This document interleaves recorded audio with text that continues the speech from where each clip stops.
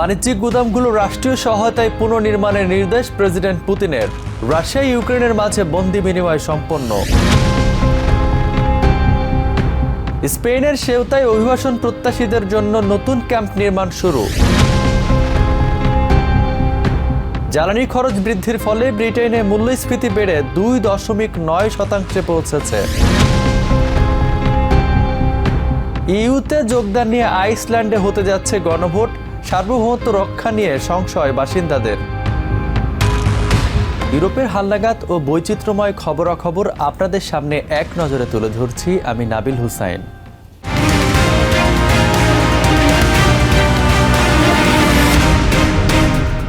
Ukrainian হামলায় ক্ষতিগ্রস্ত বাণিজ্যিক গুদামগুলো রাষ্ট্রীয় সহায়তায় আধুনিক প্রযুক্তিতে পুনর্নির্মাণের নির্দেশ দিয়েছেন রুশ প্রেসিডেন্ট ভ্লাদিমির পুতিন।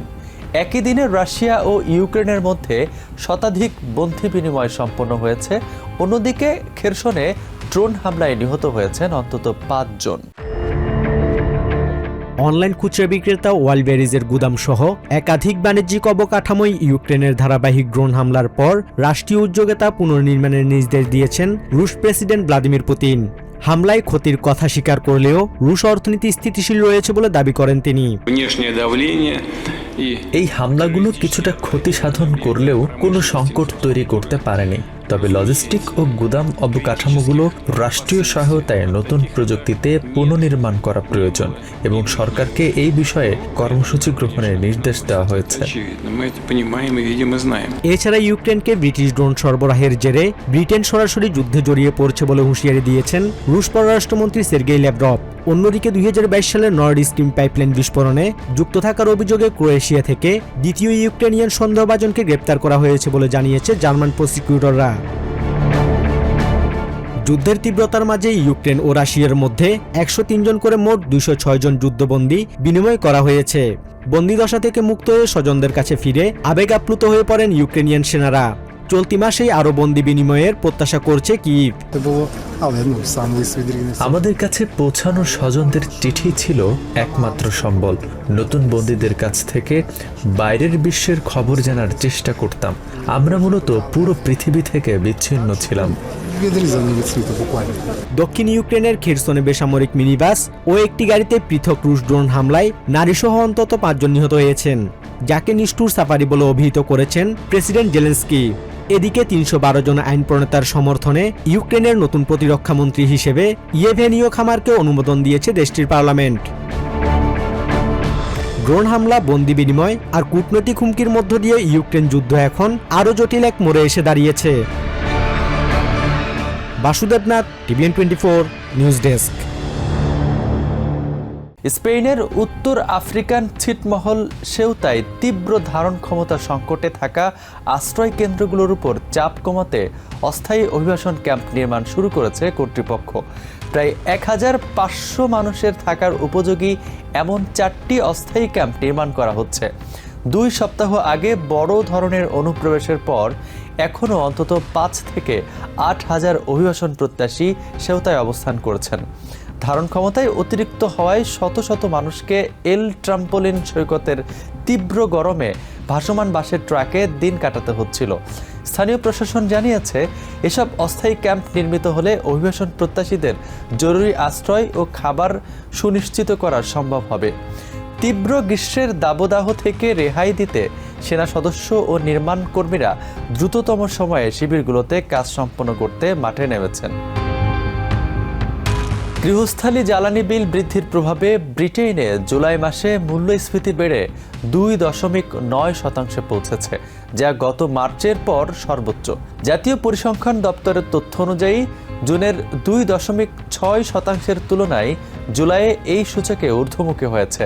জ্বালানি নিয়ন্ত্রণকারী সংস্থা অফজেম প্রাইস ক্যাপ 13% বৃদ্ধি করায় এই মূল্য বৃদ্ধি ঘটেছে। ব্যাংক অফ ইংল্যান্ড আগেই মূল্যস্ফীতি বাড়ার পূর্বাভাস দিয়েছিল। জ্বালানি ও খাদ্য বাদ দিয়ে প্রস্তুত করা কোর মূল্যস্ফীতি বেড়ে 2.6% পৌঁছেছে। এই চিত্র ইঙ্গিত দেয় যে ব্রিটেনে বাজারে জীবনযাত্রার ব্যয় সামলানো সাধারণ মানুষের জন্য আবারও কঠিন হয়ে উঠছে। ইউরোপিয়ান ইউনিয়নে সদস্যপদ সংক্রান্ত আলোচনা পুনরায় শুরু করা হবে কিনা তা নিয়ে আগামী 29 অগাস্ট গণভোটে অংশ নিতে যাচ্ছে আইসল্যান্ড। মূলত মৎস্য সম্পদ ও জাতীয় সার্বভৌমত্ব ধরে রাখা এবং অর্থনৈতিক সুবিধার এই দোলচাল নিয়ে এখন দেশটির ভোটারদের মাঝে চরম বিভক্তি।